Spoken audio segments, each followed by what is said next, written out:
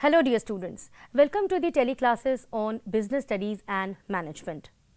Dear students, in our previous classes we have discussed management, its natures, its objectives, importance. We have also discussed management, can it be regarded as art, can it be considered as science, and can we call management as profession.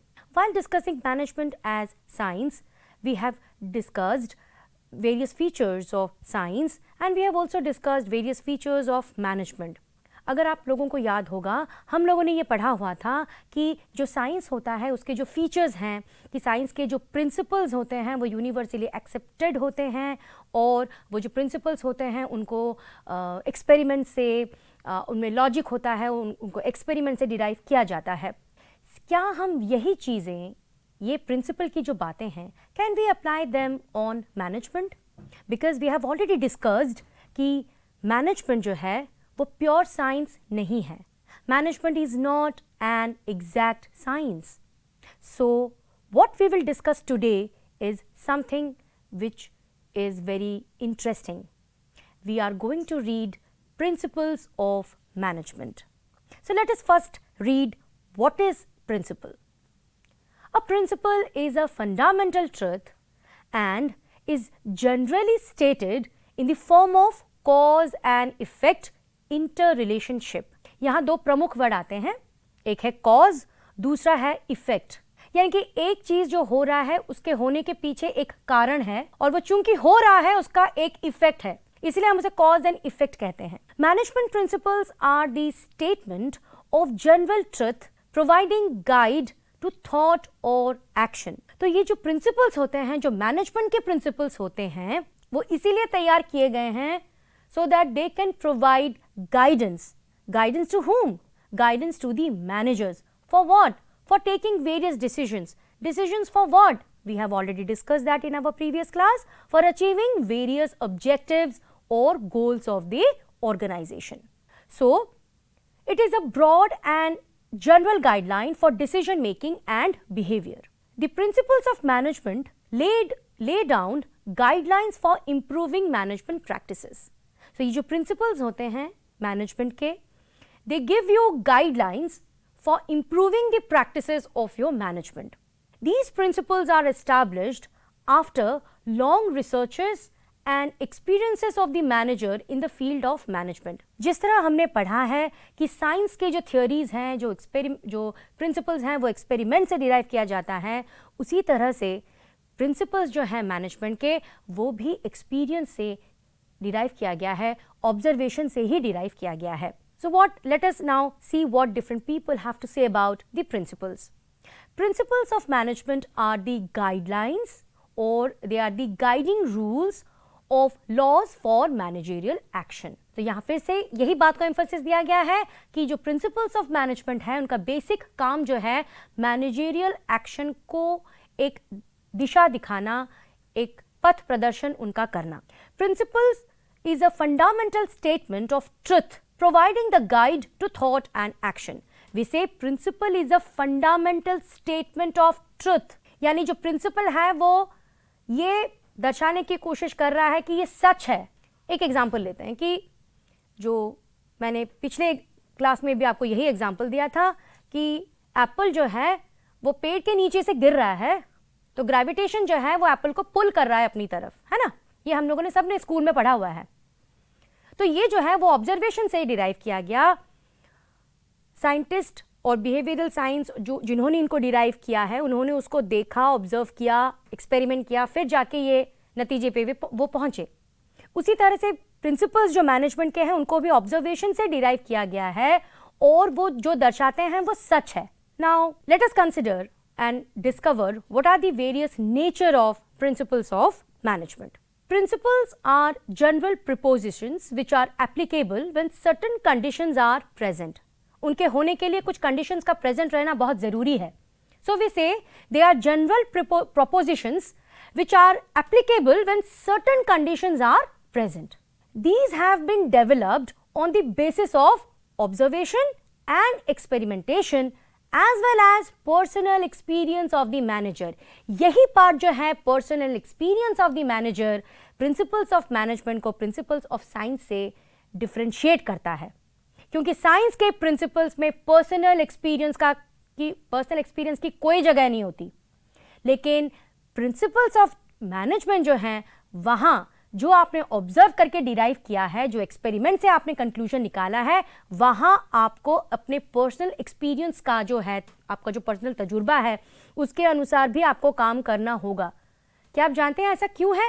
ये मैंने पिछले class में भी आपको बताया था that in case of other subjects other than management, the subject matter of the research are not human beings, whereas in case of management, the subject matter of the research are human beings, and nobody can predict human behavior with full degree of accuracy. इसलिए कोई नहीं human behavior को full degree of accuracy से predict कर सकता है. That is why we say that these have been developed on the basis of observations and experimentations as well as personal experience of the manager. Then these principles are guidelines to actions. ये आपको guide करते हैं कि आपको क्या करना चाहिए. फिर आपकी अपनी मर्जी है, आप वो चीज करते हो या नहीं करते हो. So they simply provide you the guidelines, the do's and the don'ts we say. They denote a cause and effect relationship. यानी अगर कोई चीज हो रही है ना, उसके पीछे कारण है, और अगर वो चीज हो रही है तो उसका इम्पैक्ट किस पे और क्या पड़ रहा है, इसे कहते हैं हम cause and effect relationship. One may distinguish principles of management from those of pure science.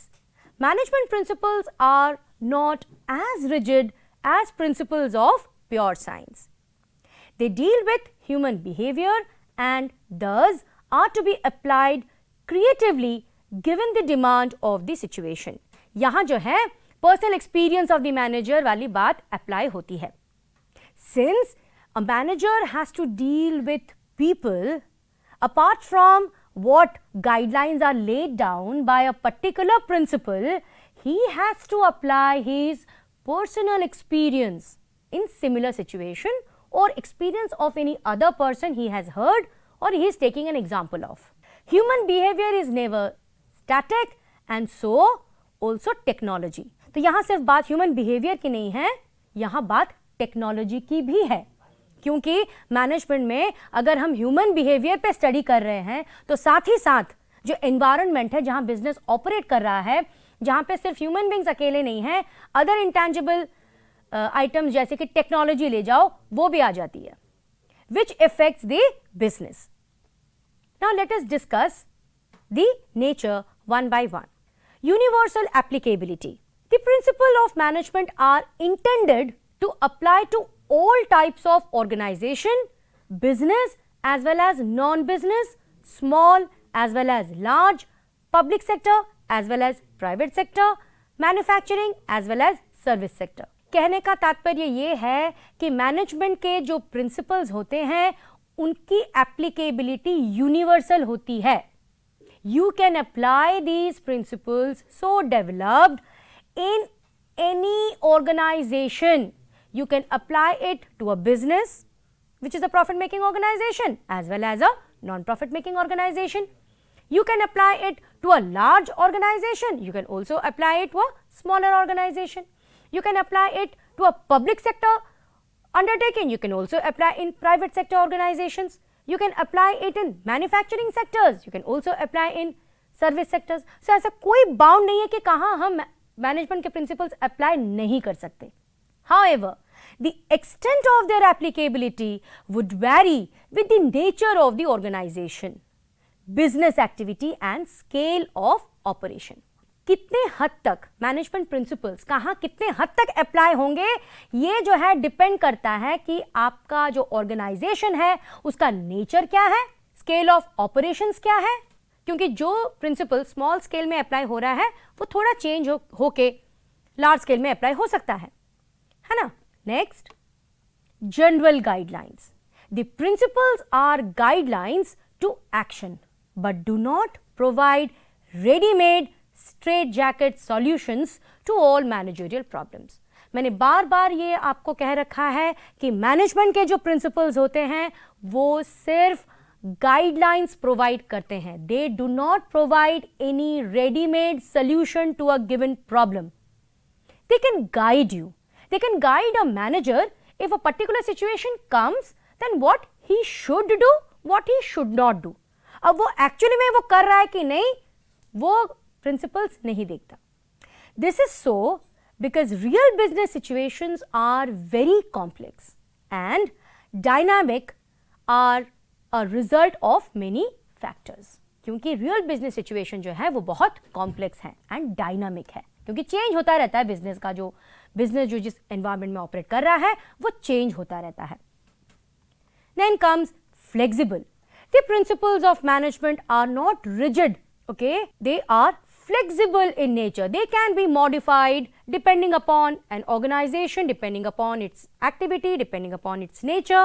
It can be changed. The applicability can be changed. Cause and effect relationship. The principles of management are intended to establish relationship between cause and effect so that they can be used in similar situation in a large number of cases. As such, they tell us if a particular principle was applied in a particular situation, what would its likely effect. तो basically ये cause and effect relationship बताता है कि अगर particular situation में ये चीज apply होती है तो उसका इम्पैक्ट और उसका इफेक्ट जनरली क्या होता है. डिपेंडिंग अपॉन द सिचुएशन आप प्रिंसिपल्स की एप्लीकेबिलिटी चेंज कर सकते हो. Formed by practice and experimentation. The principles of management are formed by experience and collective wisdom of manager as well as experimentation. ये भी मैंने आपको शुरू से बताया हुआ है कि मैनेजमेंट के जो प्रिंसिपल्स होते हैं सिर्फ एक्सपेरिमेंट से नहीं, पर्सनल एक्सपीरियंस से भी बनाए जाते हैं. Behavioral. Management principles aim at influencing behavior of human beings. Therefore, principles of management are mainly behavioral in nature. Basically, management के जो principles होते हैं वो किसे influence करते हैं, वो influence करते हैं human behavior को. Therefore, principles of management are mainly behavioral in nature. तो अब तक हम लोगों ने पढ़ा कि principles क्या होते हैं. Basically, मैं बार बार आपको ये समझा रही हूँ कि principles मैनेजमेंट के जो प्रिंसिपल्स होते हैं वो फंडामेंटल ट्रुथ है and they basically provides guidelines. They do not provide any readymade solution to any given problem. They are highly flexible in nature. They establishes cause and effect relationship. They are general guidelines and they have universal applicability.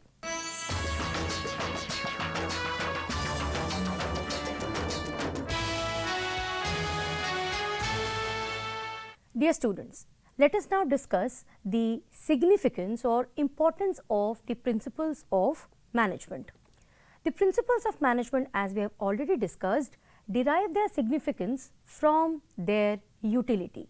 They provide useful insight to managerial behavior and influence the managerial practices. Managers may apply these principles to fulfill their tasks and responsibility. We have already discussed that they provide guidelines for the managers to take important decisions. First importance or significance is scientific decisions. Management principles help in thoughtful decision making by emphasizing logic rather than blind faith. It doesn't give any importance to blind faith. There is a logic behind the principles of management. Management decisions taken on the basis of principles are free from bias and prejudices. So, there are no bias, no personal views, no prejudices when decisions are taken on the basis of the principles so derived out of the observations and experiences of people or managers. Then, optimum utilization of resources and effective administration. Principles equip the managers to foresee the cause and effect relationship of their decisions and actions. As such, the wastage associated with a trial and error approach can be overcome. We have already discussed the cause and effect relationship associated with a principle, isn't it? So, what happens when a manager takes a decision basing on these principles? The chances of causing any wastage hastily or in a trial and error method get reduced.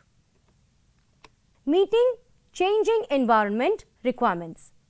Although the principles are in nature of general guidelines, but they are modified guidelines. They are modified and as such help managers to meet changing requirements of the environment. So, depending upon the changes in the environment, management principles can be modified. Enhances research work in management. Modifications are required in principles of management when are applied to the different situations. So, management researchers examine these principles from time to time for suggesting the suitable modifications in these principles. So, basically research work is enhanced when we go for taking decisions on the basis of management principles, because we have already discussed that management principles are flexible, they are not rigid. Depending upon the changes and the demand of the situation, the principles are modified. So, people work constantly on the changes in the environment and the respective change required to be made in the principles of management. Providing managers with useful insight into reality. Adherence to these principles will add to their knowledge, ability and understanding of managerial situations and circumstances. It will also enable managers to learn from the past mistakes and conserve time by solving recurring problems very quickly. They are not going to waste more time because they are taking decisions on the basis of principles. Now, let us read. Since we have completed the significance of management principles, we have till now completed that principles are of great importance and significance.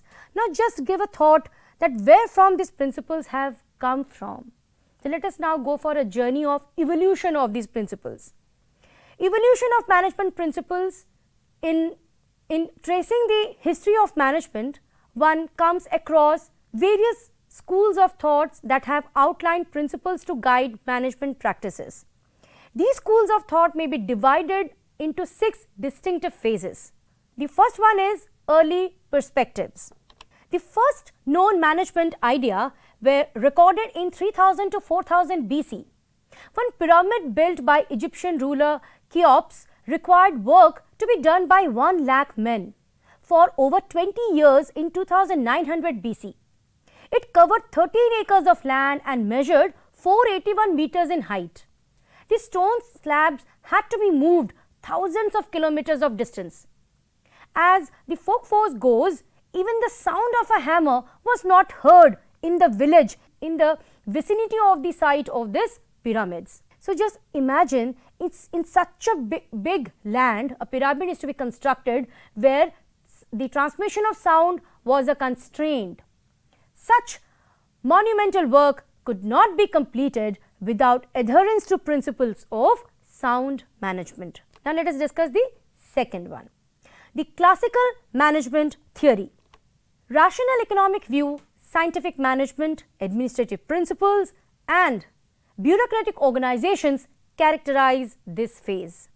While the rational economic view assumes that people are motivated by economic gains primarily, scientific management of F.W. Taylor, about which we will be reading in our subsequent classes, are others emphasized on best way of production. Administrative theories personified by Henry Fell, about which we are also going to read further classes, looked at the best way to combine jobs and people into an efficient organization. So, large-scale production would not have been possible without adherence to principle governing organizing production based on division of labor, specialization, relationship between men and machine, managing people and so on. Dear students, we would be covering all these principles in our subsequent classes, and then you could know how these principles are making the work of people, basically the managers, easy, how beautifully and how with an ease they are able to manage the organization because of these management principles. The next theory is neoclassical theory, that is the human relation approach. This school of thought developed between 1920s to 1950s felt that employees simply do not respond rationally to rules, chains of authority and economic incentives alone, but are also guided by social needs, drives and attitude. So there is some touch of the human behavior over here. So it is felt that people are not going to react only to the rules, the economic concepts, the authority, etc. They are also guided by the social needs. The Hawthorne studies at the GEC, etc. were conducted then. It was quite natural that in the early phase of the Industrial Revolution, the emphasis was on development of techniques and technology. The attention to the human factor was the salient aspect of this school of thought. The attention was to serve as a precursor to the development of behavioral science. Let us now go to the next one, behavioral science approach, which is called organizational humanism. Organizational behaviors like the Chris Agris, Douglas MacGregor, Abraham Maslow and the Frederick Herzberg use the knowledge of psychology, sociology and anthropology to develop this approach. These are the various people about whom you will be reading further in your higher classes, that what are the various theories they have developed that are associated with motivations, that how people can be motivated to work. The underlying philosophy of organizational humanism is that individuals need to use all their capacities and creative skills at work as well as at home. Let us now go for the management science operational research. It emphasizes research on operations and use of quantitative techniques to aid managers to take decisions. That means apart from understanding the human desire at work, what do they want, what the manager want, what the employees want, apart from that it is important to use certain techniques which must be quantitative in nature so as to help the managers in taking various decisions. And here comes the modern management. It sees modern organization as complex system and underlies contingency approach and use of modern techniques to solve the organizational and human problems. As we have already discussed in our previous classes, that management is not static. It is the business which operates in an environment which is subject to change. Change is inevitable. So depending on the changes in your internal as well as external environment, the requirements of management also changes and management changes. Similar to this, if when management changes, the applicability and the need of applying the principles also changes. Depending on the requirement of the management, the applicability of principle will vary. So now there is a need for the organizations to develop certain modern techniques. That means since the business is changing, you need to adapt yourself to the changes, and as a strategy of adaptability, you need to develop strategies which are up to date. That is why we give emphasis on the modern techniques to solve various organizational and human problems. Because in an organization, it is not only the problems of the people who are running the business, there are organizational problems and also problems related to human beings. Because many a times I have told you that management is related, or it is basically human beings related to management. So there are human problems also which are to be dealt with, not only with the personal experiences, some up-to-date techniques are to be developed to deal with these problems. So dear students, till now we have covered the origin of principles of management. We have discussed what is the principle of management, what are the nature or characteristics of principles of management. We have also discussed the various importance of principles of management. In our discussion, we have also covered the origin, the evolution of these theories, the management thought. I hope you people must have understood what I tried to deliver to you. Today we will read principles of management, basically the 14 principles suggested by Henry Fairl. Now let us first know who is this great personality. Henry Fayol was a French mining engineer who turned a leading industrialist and a successful manager. He started his career as a mining engineer in a French mining company and rose to the position of chief managing director. His theories deal with organization of production in the context of competitive enterprises that has to control its production cost. Fayol was the first to identify 4 functions of management: planning, organizing, directing and controlling. Although his version was a bit different. His versions were plan, organize, command, coordinate and control. According to Fayol, all activities of an industrial undertaking could be divided into technical, commercial, financial, security, accounting and managerial. He also suggested that qualities of a manager must possess should be physical, moral, education, knowledge and experience. Based largely on his experience, he developed his concept of administration. The 14 principles of management propounded by him were discussed in details in his book General and Industrial Administration. Due to his contribution to the development of managerial thoughts, he is called father of modern management.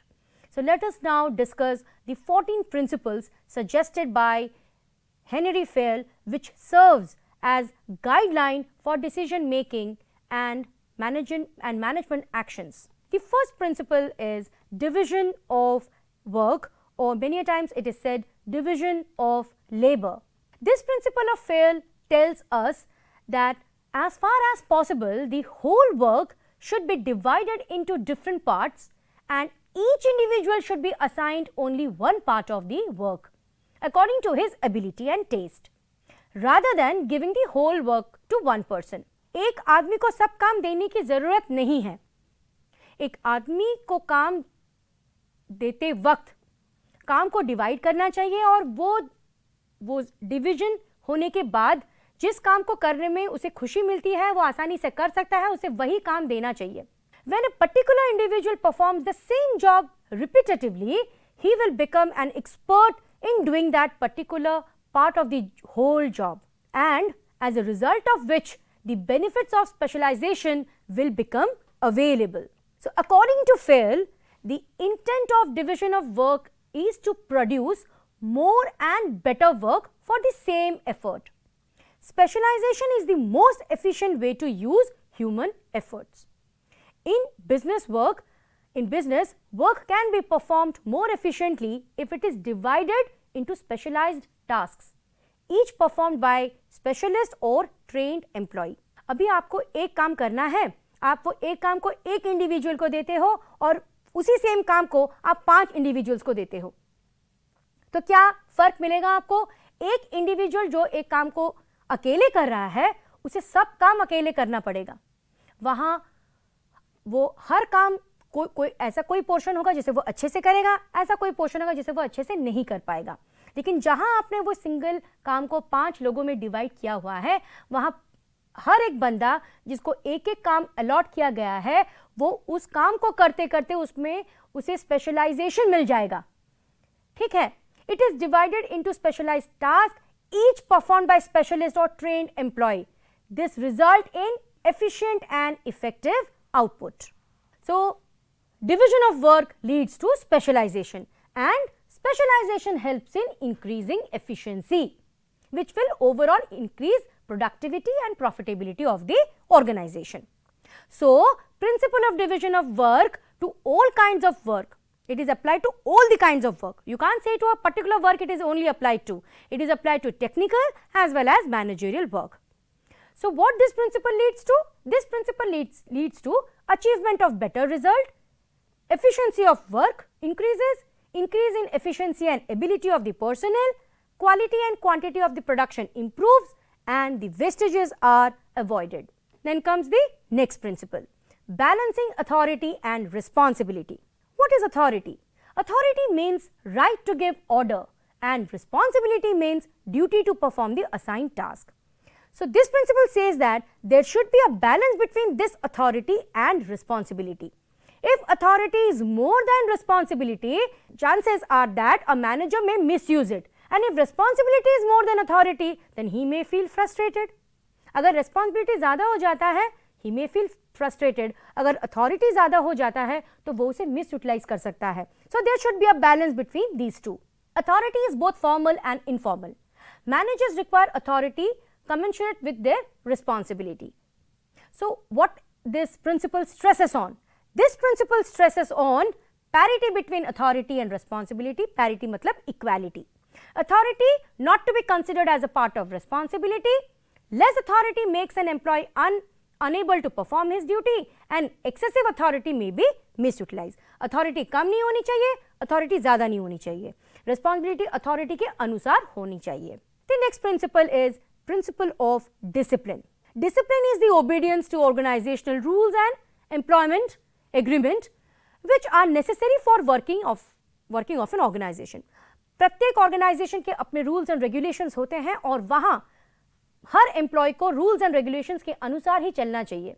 According to Fair, discipline requires good superior at all levels, clear and fair agreements, and judicious application of penalties. To establish discipline, good supervision and impartial judgments are needed. So what this principle stresses on? This principle stresses on managers should observe the principle of discipline at all the levels. ऐसा है कि हम लोगों ने अपने previous classes में levels of management पढ़े हुए हैं, top level, middle level and the lower level. So discipline जो है वो हर लेवल में मानना जरूरी है. Employees and other members to work in a disciplined manner, and discipline can be maintained by having good superiors at all levels and ensuring that penalties are judicially imposed. कि अगर कोई employee organization का rule और regulation नहीं मान रहा तो उस पे penalty भी impose करना चाहिए और वो भी judicially. ठीक है. Next comes principle of unity of command. According to Fair, there should be one and only one boss for every individual employee. The principle of unity of command states that each participant in a formal organization should receive orders and instructions and should be responsible to one superior only. Dear students, the word unity means one. So Fair emphasizes that an individual employee should receive orders and instructions from one superior only. If he receives orders from more than one superior, then it will lead to confusion. There will be uneasiness. अगर मैं एक employ हूँ, मेरे ऊपर जो है 4 bosses हैं.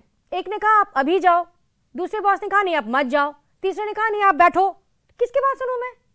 So I am one subordinate, 3 bosses, 4 bosses above me. किसकी बातें सुनूं मैं? तो इसीलिए कहा गया है कि एक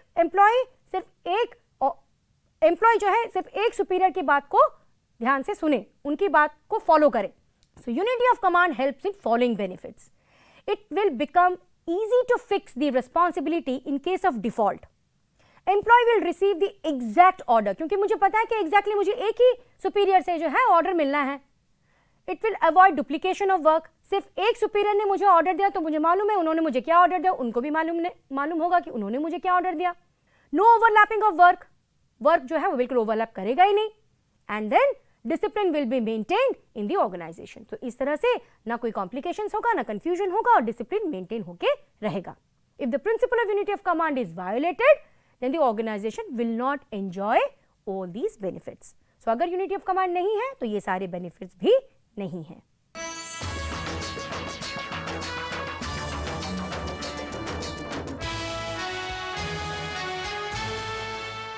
Dear students, let us now read the 5th principle of management, unity of direction. This principle states that one head, one plan. All the units of an organization should be moving toward the same objective through coordinated and focused efforts. Each group of activities having the same objectives must have one head and one plan. This ensures unity of action and coordinated efforts. So the point of saying is, when a group of activities are to be performed under one head they should be clubbed together and kept under one head only. Okay. So what this principle helps in? This principle helps in avoiding duplication of work. It improves coordination in business organization. It increases the efficiency in organization and it ensures unity of action. Since we have already covered unity of command, now we have covered unity of direction, let us now quickly review what is the difference between the two.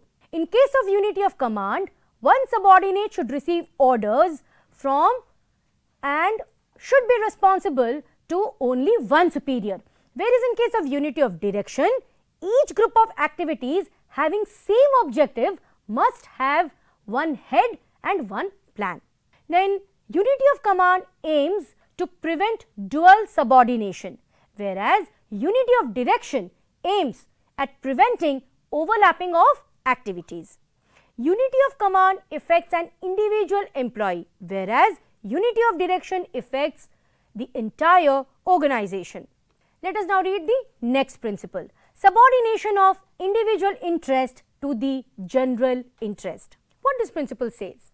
According to this principle, individual interests and organizational goals must be reconciled. Further, employees should surrender their personal interest before the general interest of the organization. It means that interest of business organization must prevail upon the personal interest of the individual. Dear students, when group of people are working in the organization, हर व्यक्ति का अपना एक motive है काम करने का. When I work in the organization, some people work for money, some people work for reward, some people work for recognition. यानी कि एक ऑर्गेनाइजेशन में जब मैं काम कर रही हूँ, मेरा मोटिव है ऑर्गेनाइजेशनल ऑब्जेक्टिव को अचीव करना. साथ ही साथ मैं ये चाहती हूँ कि अगर मैं अच्छा काम करूँ तो मेरी जो है सैलरी बढ़ जाए, मुझे अवार्ड मिले, मुझे रिकॉग्निशन मिले. तो ये जो है मेरा इंडिविजुअल इंटरेस्ट है. लेकिन यहाँ पॉइंट ये है कि हर एम्प्लॉय के अपने इंडिविजुअल इंटरेस्ट तो होते हैं, लेकिन उन्हें ज्यादा इंपॉर्टेंस हमें नहीं देना चाहिए. We should give importance to the interest of the organization. So here the individual interest is subordinated. जैसे हम कहते हैं ना कि superior and subordinate. So here the organizational interest is superior and the individual interest is subordinate. In all the situations, the interest of the group or the company will supersede the interest of any one individual. This is so because larger interest of the workers and stakeholders are more important than the interest of any one person. किसी एक आदमी के interest के लिए पूरे organisation को बलि का बकरा नहीं बनाया जा सकता, उसके लिए पूरे ऑर्गेनाइजेशन सफर नहीं करनी चाहिए. So the point of saying is, if the organizational objectives are achieved, then in a way your individual interest or your individual objectives can be achieved. But we can't say the other way is correct. If your individual objectives are achieved, if I am rewarded, that doesn't mean that organization has achieved its goal. So what this principle states? This principle states that the goal of the organization must not be sacrificed for the personal interest. Conflict between individual interest and common interest should be abolished. Common interest should be given priority over the individual interest. So here common interest means interest of the group, interest of the organization should be given more priority over the individual interest. Then comes remuneration. Remuneration of employees should be just and equitable. The overall pay and compensation that a person get is called the remuneration. And उसे जो compensation मिलता है, उसको जो salary या wage हम जो भी नाम दे सकते हैं उसको, it should be just, justifiable and equitable. Equal होना चाहिए, it should be fair. It should be fair to both the employees as well as organization. किस तरह एम्प्लॉय के लिए इतना फेयर होना चाहिए कि आजकल की महंगाई में मैं ऑर्गेनाइजेशन से जितना सैलरी पा रही हूँ उतने में मैं आसानी से चल पाऊँ, और एज एन ऑर्गेनाइजेशन मैं एज एन इंडिविजुअल मैं ऑर्गेनाइजेशन से उतना ही डिमांड करूँ जितना ऑर्गेनाइजेशन में मुझे पेमेंट करने की कैपेबिलिटी हो. So the employee should be paid fair wages which should give them at least a reasonable standard of living. At the same time, it should be within the paying capacity of a company. This will ensure congenial atmosphere and good relations between workers and management. So अगर मुझ में as a company, मैं company में हूँ, company जो है पे कर सकता है आपको, और आपको जितना पे किया जा रहा है आप उससे खुश हो, तो आप खुश हो, आप खुशी खुशी काम कर रहे हो कंपनी में, और मैं एज एन एम्प्लॉयर मैं भी खुश हूँ आपके काम से, मैं आपको पे कर पा रही हूँ, आप अच्छे से काम कर रहे हो, so we both are happy. Clear? So what this principle helps in? This principle helps in reducing the tensions and differences among the workers and the management. कोई टेंशन और प्रॉब्लम तो आनी नहीं वाली अगर दोनों एम्प्लॉइज एंड एम्प्लॉयर्स खुश हैं. Job satisfaction among the employees increases, pleasing atmosphere of the working in the organization, and harmonious relationship between superiors and the subordinate. Then comes centralization and decentralization. क्या मतलब है इन दो वर्ड्स का? The concentration of decision making authority is called centralization, whereas dispersal among more than one person is known as decentralization. यानी कि अगर मैं कहूँ कि मैं एक फंक्शन ऑर्गेनाइज कर रही हूँ और वहाँ कोई भी डिसीजन लेना हो तो सिर्फ मुझसे पूछो, तो यहाँ जो है सेंट्रलाइज्ड डिसीजन मेकिंग है, सिर्फ मैं ही ले सकती हूँ और कोई नहीं ले सकता. लेकिन अगर मेरे अंडर दो और मेरे सबऑर्डिनेट्स हैं और मैं कहती हूँ कि ठीक है, अगर वो भी अगर जो डिसीजन लेते हैं उनको आप मान सकते हो, मुझे पूछने की जरूरत नहीं है, तो यहाँ क्या है, मैंने जो है अपने जो अथॉरिटी को उनको डेलीगेट किया, और यहाँ जो है डिसीजन मेकिंग का जो पावर है वो सिर्फ मेरे पास नहीं है, मेरे दो सबऑर्डिनेट्स के पास भी है. तो इसे हम कहेंगे decentralization. So according to Fayol there is a need to balance subordinate involvement through decentralization with managers retention of final authority through centralization. इसका मतलब यह है कि एक ऑर्गेनाइजेशन में जितनी सेंट्रलाइजेशन होनी चाहिए उसी के बराबर डिसेंट्रलाइजेशन का होना जरूरी है. कितना सेंट्रलाइजेशन कितना डिसेंट्रलाइजेशन ये डिपेंड करता है ऑर्गेनाइजेशन के स्ट्रक्चर पे, और भी फैक्टर्स हैं, लेकिन कहने का मतलब ये है कि एक ऑर्गेनाइजेशन में सेंट्रलाइजेशन और डिसेंट्रलाइजेशन के बीच तालमेल होना बहुत जरूरी है. The degree of centralization will depends upon the circumstances in which the company is working. In general large organizations have more decentralized, okay, they are more decentralized than small organization. जहां organizational structure बहुत large है तो वहां centralized organizational structure बिल्कुल काम ही नहीं आएगा, वहां decentralized structure चाहिए. और जहां organization बहुत small है वहां decentralization की जरूरत नहीं है, वहां centralized decision making काम आएगा. So the proportion of centralization and decentralization is mainly decided after taking into consideration the following. What are they? Nature of work, nature of efficiency, efficiency यानी मैनेजर की जो कैपेबिलिटी है और employees की जो capability है उनकी जो एफिशिएंसी है. Experience level of the executives, जो एग्जीक्यूटिव्स हैं अगर डिसेंट्रलाइजेशन होगा उनको डिसीजन लेना होगा, या अगर सेंट्रलाइजेशन है तो वो कितना experience level of the executives उनका क्या है. And then decision making capacity of the executives. If at all you are going to make it decentralized, then whether they have got the capacity, the executives have got the capacity to make decisions or not. Then comes Scalar Chain. An organization consists of superiors and subordinates. We have read it. The formal line of authority from highest to lowest rank is called Scalar Chain. According to Fayol, organizations should have a chain of authority and communication that runs from the top to bottom and should be followed by managers and subordinates. यानी कि हमने already levels हमने पढ़ा हुआ है, top level, middle level और lower level में communication, या फिर अगर कोई भी ऑर्डर्स को फ्लो करना है या फिर सुपीरियर्स को कुछ कम्युनिकेट करना है या सबऑर्डिनेट के ग्रीवेंसेस अगर सुपीरियर तक पहुंचाने हैं तो कैसे फ्लो करेगा. There should be a line of authority. Clear?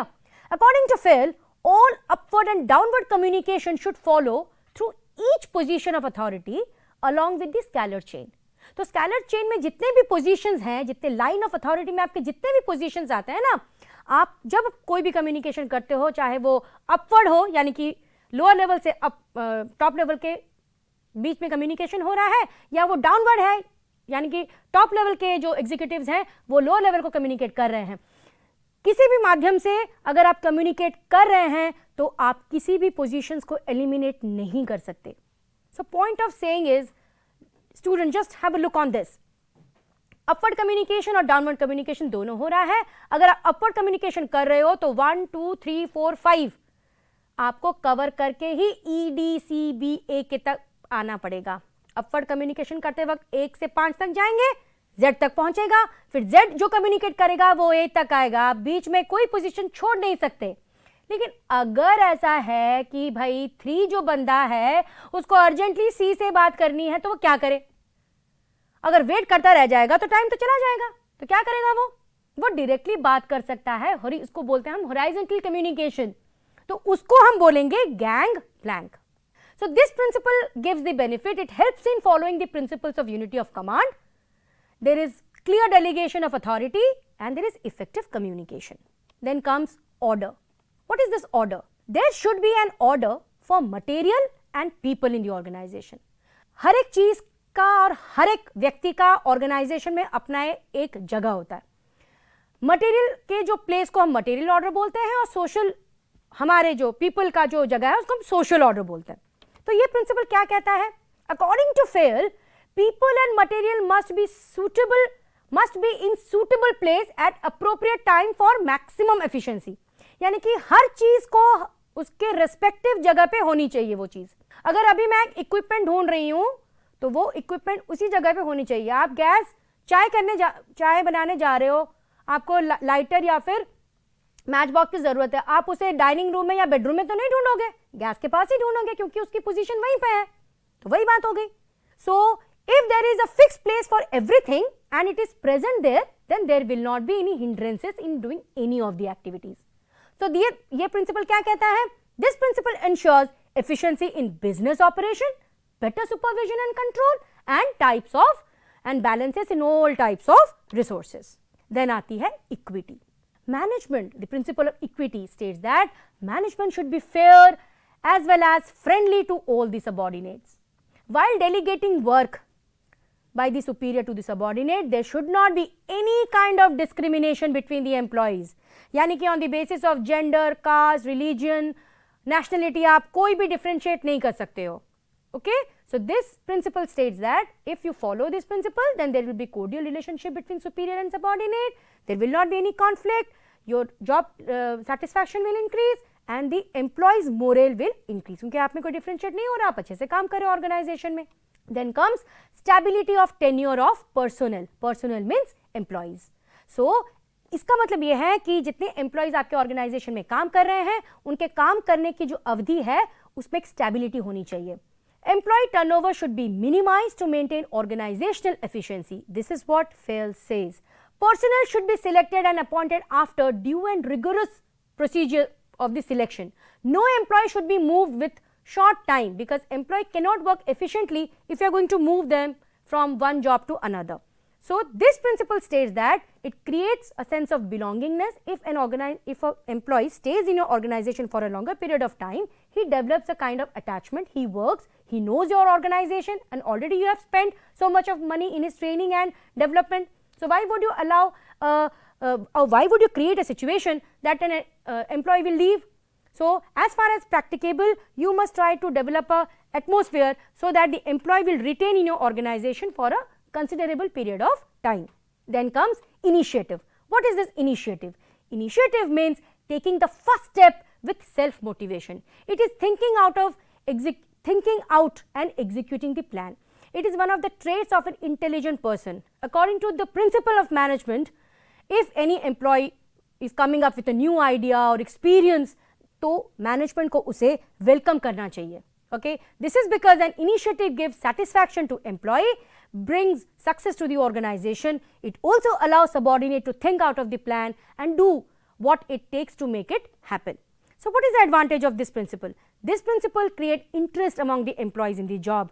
It creates job satisfaction for the employees.